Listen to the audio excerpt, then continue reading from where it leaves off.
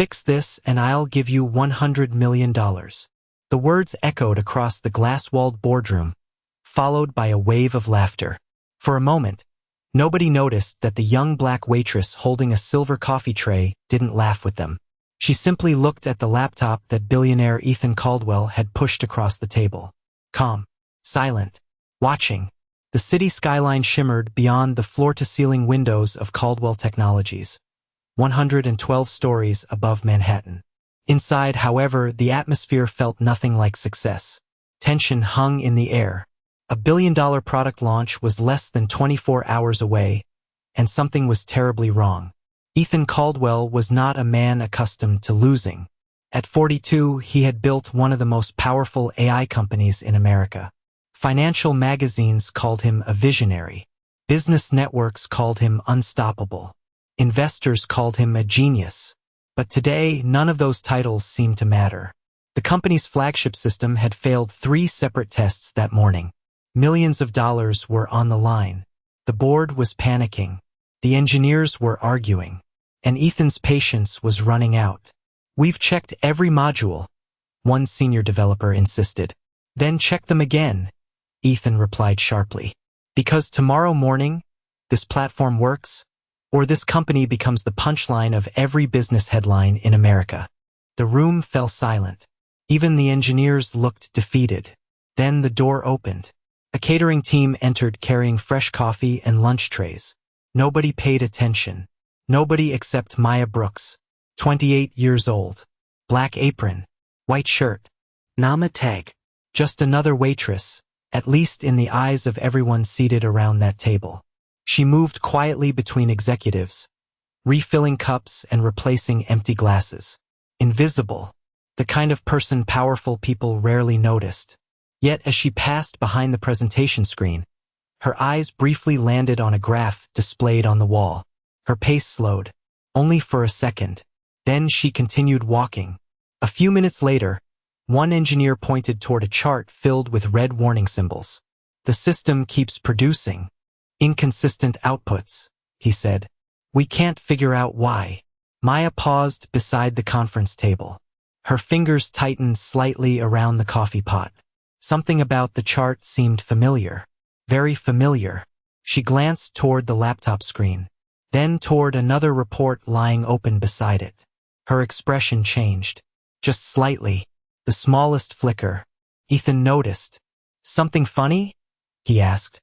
The room turned toward her. Maya hesitated. "No, sir." Ethan leaned back. "Then why are you looking at my data like you know something we don't?" A few executives chuckled. Maya lowered her eyes. "I was just thinking." "Thinking what?" Ethan asked. The room waited. Maya looked at the screen one more time. Then she quietly said 7 words that instantly changed everything. "Maybe you're solving the wrong problem." The laughter spread around the room for a few seconds before fading into an uncomfortable silence. Maya stood still beside the conference table, one hand resting lightly on the coffee pot. She did not look nervous. She did not look defiant. She simply looked at the screen as if she had noticed something everyone else had missed. Ethan Caldwell narrowed his eyes. In 20 years of business, he had learned to recognize confidence. What unsettled him was that this waitress seemed to have it without needing anyone's permission. One executive smirked. "And what exactly does that mean?" Maya glanced at the chart projected on the wall. "It means everyone here is focused on the output." She pointed toward the red warning indicators. "But nobody is questioning the assumptions that created the input." A few people exchanged amused looks. Ethan folded his arms. "Our assumptions were verified by the best analysts in the industry." Maya nodded politely. "That does not make them correct." The room became quiet again. Outside the windows, clouds drifted slowly across the Manhattan skyline. Inside, nobody moved. Ethan felt irritation rising in his chest. This was absurd. His top engineers had spent months building this system. His company employed some of the brightest minds in America. Yet a waitress carrying coffee was standing in his boardroom questioning their entire approach. "Do you have any idea how complex this platform is?" one engineer asked. Maya offered a small smile. Complex systems fail for simple reasons more often than people realize. The engineer opened his mouth to respond but stopped. Ethan noticed something strange. Maya had not spoken like someone guessing. She sounded like someone remembering. He walked toward the screen. Explain. Several executives looked surprised. Ethan was not known for entertaining distractions. Maya carefully set the coffee pot on the table. Then she stepped closer to the display. Your model predicts consumer behavior using historical trend weighting. She pointed toward a section of the report. But 6 months ago, your company changed the weighting priorities. A senior analyst frowned. That adjustment improved accuracy. Maya shook her head gently. At first. She pointed again. Then your system started treating short-term anomalies as permanent patterns. The analyst stared at the screen. His expression changed. Ethan noticed it immediately. What is she talking about? He asked. The analyst hesitated. Actually, he stopped speaking. His fingers moved across a tablet. Seconds passed. Then more seconds. The color slowly drained from his face. Ethan felt the tension in the room shift. Well, the analyst looked up. She is right. Nobody laughed now. Maya stepped back quietly. She seemed almost uncomfortable with the attention. Ethan stared at her. Something about this entire situation felt impossible. Waitresses did not casually diagnose advanced predictive systems. Waitresses did not speak the language of machine learning and statistical modeling. Yet she had identified in less than 2 minutes what his team had failed to find for weeks. Across the room, a notification appeared on the main screen. One corrected simulation began running. Then another. The red warning indicators started disappearing one by one. For the first time that day, hope returned to the faces around the table. But Ethan was no longer looking at the screen. He was looking at Maya. And for the first time, he realized the biggest mystery in the room was not the system. It was her. Nobody spoke for several seconds. The only sound came from the quiet hum of the servers running somewhere deep inside the building. On the main display, the corrected simulation continued processing. Green indicators replaced red ones. Numbers stabilized. Forecast accuracy climbed higher and higher. The tension that had gripped the boardroom all morning slowly gave way to disbelief. Maya stood near the end of the table with her hands folded in front of her. She looked as though she wished she could disappear back into the background. Yet that was no longer possible. Every eye in the room was fixed on her. Ethan Caldwell glanced toward his lead engineer. How long have we been trying to solve this? The engineer swallowed. Almost 3 weeks. Ethan looked back at Maya. 3 weeks. She had identified the problem in less than 5 minutes. It did not make sense. Where did you learn this? He asked. Maya hesitated. I read a lot. Several executives exchanged doubtful looks. Nobody in the room believed that answer. Not anymore. Ethan walked slowly toward the display screen. The updated projections continued improving. Investors who had been preparing to withdraw support would likely stay. The launch scheduled for tomorrow morning might actually succeed. Relief should have been the strongest emotion in the room. Instead, curiosity was winning. Reading does not explain this, Ethan said quietly. You understood the architecture immediately. Maya looked toward the window overlooking Manhattan. Sunlight reflected off nearby skyscrapers, turning the glass into sheets of gold. Sometimes people understand more than others expect. Ethan studied her expression. No arrogance.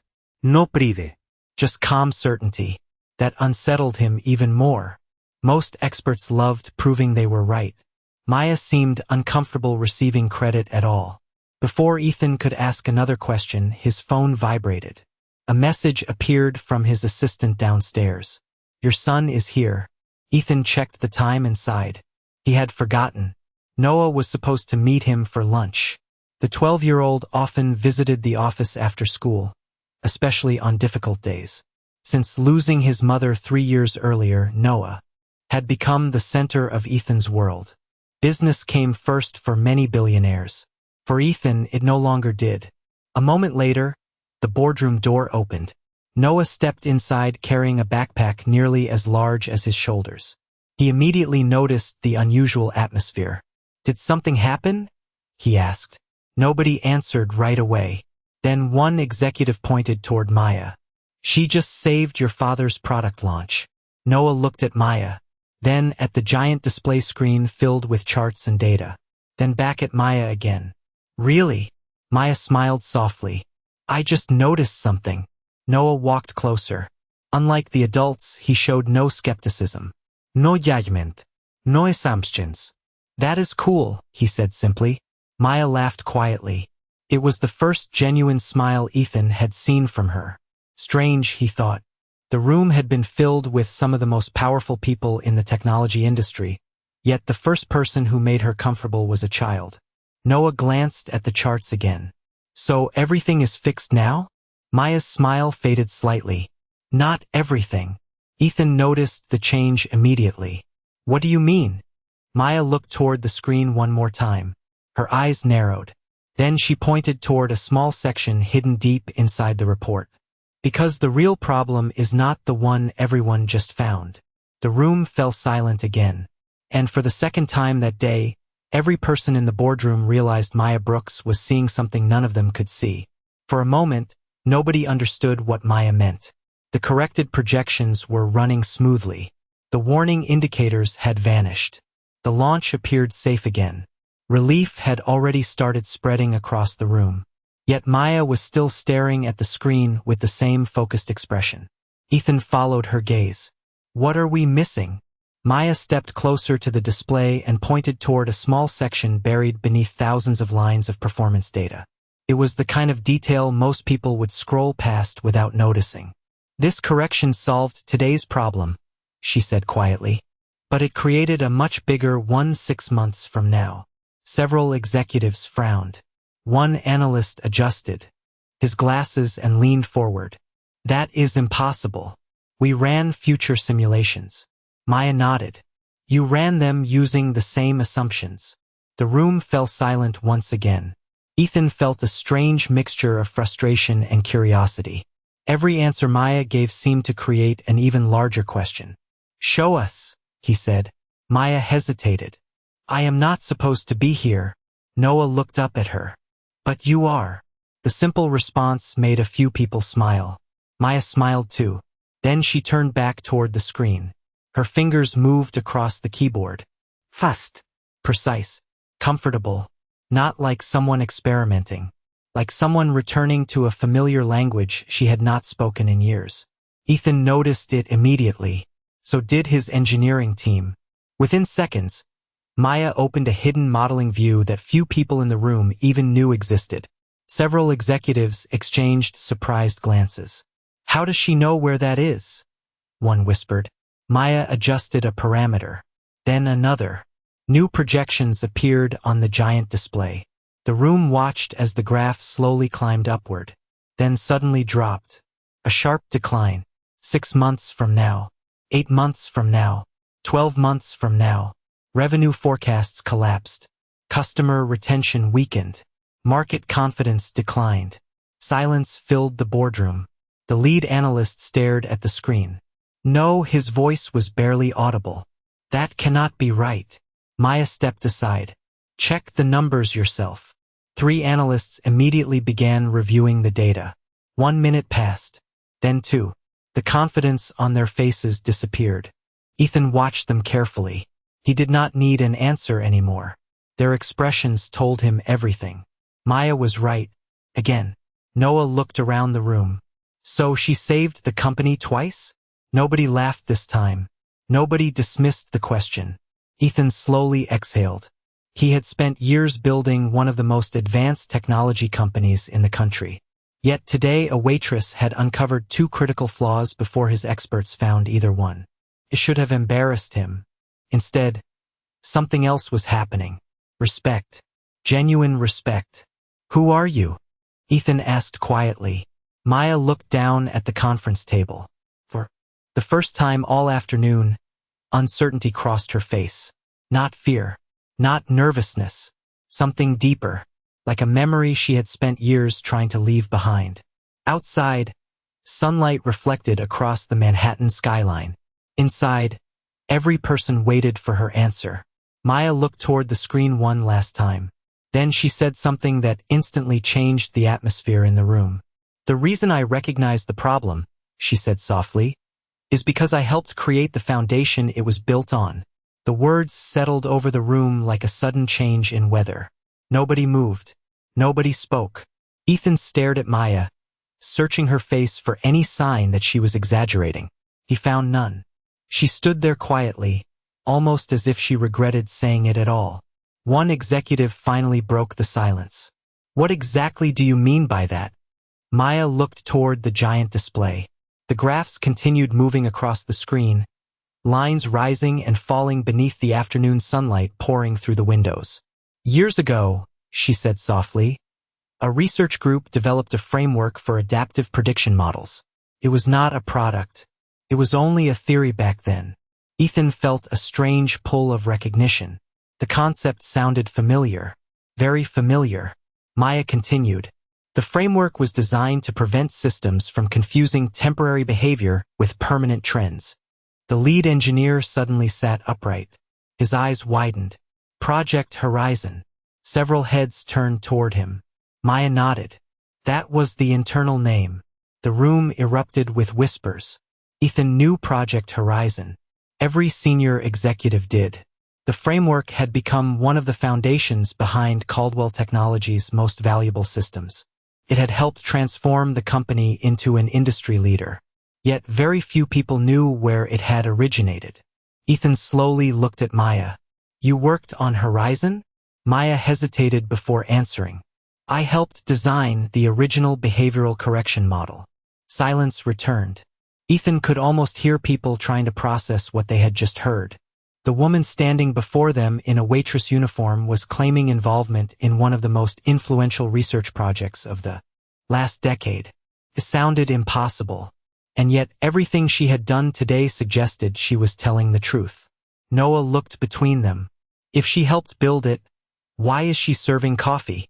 The innocence of the question cut through the room more sharply than any executive comment could have. Maya lowered her eyes. For a moment, she did not answer. Ethan noticed the change in her expression. The confidence remained, but something else appeared beneath it. Sadness. Not dramatic sadness. Quiet sadness. The kind people carry for years without talking about it. "Life changed," Maya said simply. Noah nodded as though that explanation made perfect sense. To a child, perhaps it did. To the adults in the room, it raised even more questions. Ethan leaned against the conference table. "If you were involved in Horizon, your name would be on the research records." Maya smiled faintly. "Not anymore." The answer lingered in the air. Ethan felt something shift inside him. Throughout the day, he had been trying to understand how a waitress could know more about his systems than his experts. Now he was beginning to ask a different question. Not who she was, but what had happened to her. Before he could speak again, the lead engineer suddenly froze while reviewing archived project files. His face turned pale. "Ethan," he said quietly, "you need to see this." The room looked toward his monitor. Ethan walked over. A single name had appeared on the screen, buried inside documents that had not been opened in years. Maya Brooks, original research contributor. And beside her name was something even more shocking. The patent that helped launch Caldwell Technologies had been built directly from her work. The boardroom felt smaller now, not because the room had changed, but because every assumption inside it had. Ethan stared at the archived file on the screen. Maya Brooks, original research contributor. The name remained there in black and white, impossible to argue with, impossible to dismiss. Around the table, executives who had spent years discussing innovation suddenly found themselves speechless. Maya stood quietly near the window, her expression unchanged. She did not look triumphant. She did not look vindicated. If anything, she looked tired, as though this was a chapter she had hoped never to reopen. Ethan looked up from the screen. "Why did you leave?" The question hung in the air. Maya was silent for a moment. Outside, the late afternoon sun painted the city in shades of gold and amber. Finally she spoke. Because life does not always ask what your plans are. Nobody interrupted. My mother became sick. Her voice remained calm. My younger brother was 17. College applications. Tuition. Bills. There was nobody else. Noah listened carefully. The room did too. I thought I could balance everything, Maya continued. Research during the day. Hospital visits at night. But eventually something had to give. Ethan felt an unfamiliar weight settle in his chest. He had spent years studying market trends, growth projections, acquisition targets. Yet he realized how rarely he considered the invisible burdens people carried. Maya glanced toward the floor. The research continued without me. The company moved forward. And I moved somewhere else. One executive shifted uncomfortably. But your contribution was significant. Why was your name removed from later records? Maya gave a small smile. Not bitter. Not angry. Simply honest. Because I stopped being useful to the people making decisions. Silence followed.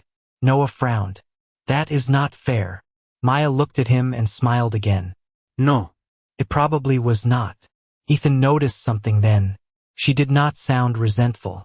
She sounded at peace. As though she had accepted a painful truth long ago and decided not to let it define her. The lead engineer continued reviewing archive documents. Suddenly his eyes widened. There is more. Every head turned toward him. He clicked open another file buried deep within the database. A series of technical recommendations appeared on the screen.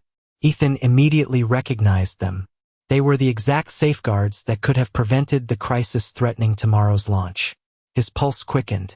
When was this written? The engineer checked the timestamp, then looked up slowly. 8 years ago. The room went silent once more. Ethan stared at the document. Maya had not just helped create the foundation of the system. She had predicted the very weakness that nearly destroyed it. 8 years before it happened. Noah looked at his father. So she already solved this problem before anybody else knew it existed? Ethan could not answer right away, because the child was right. Every warning, every correction, every solution, she had already seen it all. And for the first time that day, Ethan realized the most expensive mistake his company had ever made was not in the code. It was letting Maya Brooks walk away. The realization lingered long after the words were spoken. Nobody rushed to fill the silence. Nobody checked their phones. Nobody glanced at the clock. For perhaps the first time in years, the people inside that boardroom were forced to confront a truth that had nothing to do with technology. Talent did not always sit in executive chairs. Wisdom did not always wear expensive suits. Sometimes it carried a coffee tray. Ethan walked slowly toward the window overlooking Manhattan. Thousands of people moved through the streets below, each carrying stories invisible to everyone around them. He wondered how many brilliant minds had been overlooked simply because nobody bothered to look twice. Behind him, Maya remained quiet. She had answered every question. She had solved every problem. Yet she seemed eager to leave. How long have you worked for the catering company? Ethan asked. Almost 3 years, Maya replied. And before that? Different jobs. Ethan turned toward her. You could have gone back into research. Maya smiled faintly. Research does not pay hospital bills fast enough. Noah lowered his eyes. Even he understood what that meant. Ethan looked around the room. The same executives who had laughed earlier now seemed uncomfortable remembering it. The lead engineer closed the archive file and leaned back in his chair. Do you realize how much value your work created? Maya shrugged gently. Value for who? Nobody had an answer. The question landed harder than anyone expected. Because the company had earned billions. Investors had earned fortunes. Entire careers had been built on innovations, connected to ideas she helped create. Yet Maya had spent the last 3 years serving coffee in office buildings across the city. The contrast felt impossible to ignore. A notification suddenly appeared on the main display. The updated system simulation had finished processing. 100% stability. Projected growth restored. Launch readiness confirmed. The room erupted in applause. It was spontaneous, genuine, Several executives stood. Others followed. Within seconds, the entire boardroom was on its feet. Everyone except Maya. She looked surprised, almost embarrassed. Ethan noticed moisture forming in the eyes of one senior analyst who had spent weeks trying to solve the crisis. "You saved us," the analyst said quietly. Maya shook her head. "No. The team built something remarkable. I just pointed at a crack in the wall." Ethan looked at her for a long moment. Then he reached into his pocket and removed a folded sheet of paper. It was the challenge he had jokingly written earlier that afternoon during the height of his frustration. The promise that had made everyone laugh. He unfolded it slowly and placed it on the conference table. $100 million. The room became silent again. Noah looked up at his father. Ethan looked at Maya. "I made a promise," he said. But Maya did not even glance at the paper. Instead, she looked toward the door, as though something far more important was waiting for her somewhere else. And in that moment, Ethan realized the one thing he could not buy was the reason she never asked for recognition in the first place. The applause slowly faded, but the feeling in the room remained. Respect. Not the kind that came from titles or stock prices. The kind that had to be earned. Maya glanced at the clock on the wall. It was nearly 5 in the afternoon. Her shift had ended 20 minutes earlier. She reached for the coffee tray she had carried into the room hours ago. The simple gesture caught everyone off guard. After everything that had happened, she was preparing to leave as if it had been an ordinary day. Ethan stepped forward. "Wait." Maya stopped. "You are really walking away?" he asked. She looked at him calmly. "I have somewhere I need to be." Ethan nodded slowly. "Your family?" Maya smiled. "My brother." Noah brightened immediately. "The one you helped through school?" Maya nodded. "He graduates from nursing school next month." A warm silence settled across the room. Ethan remembered her earlier words. Hospital visits, bills, sacrifices. Suddenly the pieces fit together. While others were building careers, Maya had been building a future for someone she loved. The boardroom doors opened and Ethan's assistant entered carrying a folder. "The investors are on the line," she said. "They just reviewed the corrected projections." Ethan accepted the folder and opened it. His eyes widened slightly. The launch was back on track.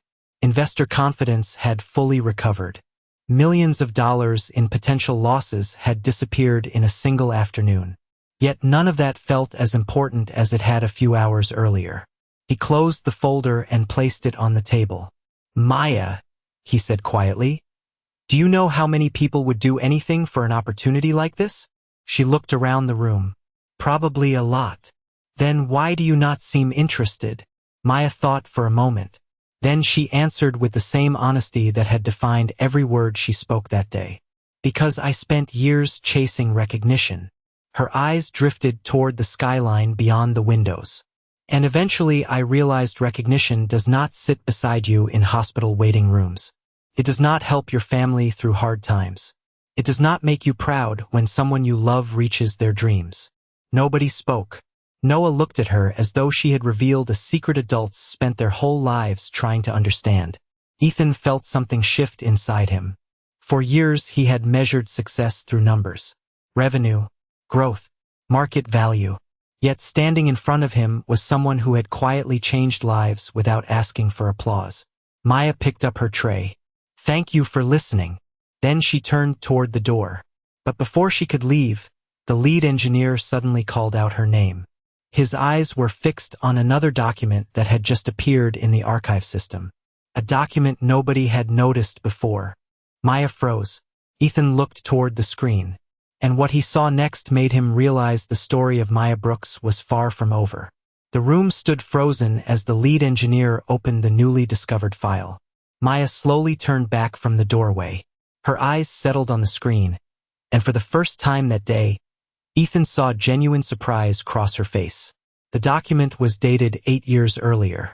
It contained pages of research notes, predictive models, and strategic recommendations.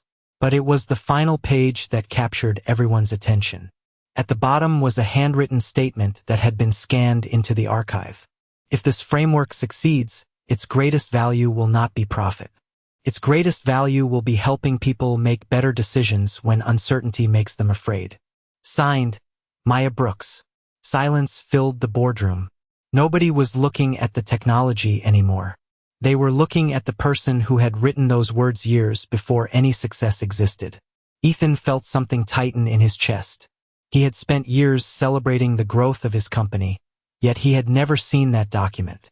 Never seen the philosophy that helped inspire it. Noah walked closer to the screen. You were thinking about helping people the whole time? Maya smiled softly. That was always the point. Ethan lowered his eyes. The challenge, the laughter, the assumptions, every moment replayed in his mind. Earlier that afternoon he had seen a waitress. Now he saw a visionary whose ideas had quietly shaped part of his company's future. He stepped forward and picked up the folded paper from the conference table. Then he tore it in half. Several executives looked shocked. Ethan smiled faintly. Because I finally understand something.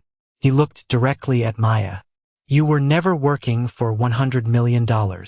Maya said nothing. She did not need to. The truth was already there. Ethan extended his hand. Not as a billionaire. Not as a chief executive officer. Simply as one human being showing respect to another. Maya accepted it. Around them, the city continued moving beneath the evening sky. Cars filled the streets. Lights appeared in distant windows. Life went on. Noah looked up at his father. Dad. Ethan smiled. Yes. Noah thought for a moment. Why did everybody laugh at her before they knew who she was? The question lingered in the quiet room. Ethan glanced at Maya, then toward the skyline beyond the glass. Finally he answered. Because sometimes people see a uniform before they see a person. Noah nodded slowly. Maya picked up her tray once more and walked toward the door. This time nobody tried to stop her. Nobody needed to. The room watched her leave with something far more valuable than admiration. Understanding. And long after she was gone, the lesson remained. The quiet ones are never truly ordinary.